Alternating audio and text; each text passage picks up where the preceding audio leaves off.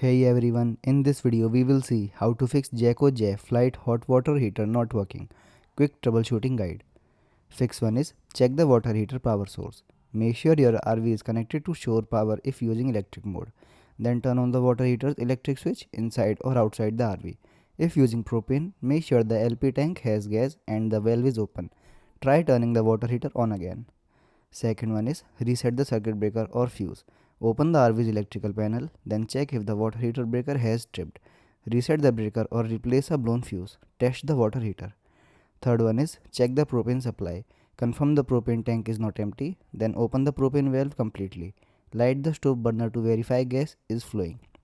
Then restart the water heater.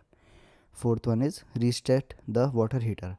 Turn the water heater off, then wait about 5 minutes. Press the reset button, then turn the heater back on. Fifth one is inspect the electric heating element. Turn off power to the RV, then remove the water heater access cover.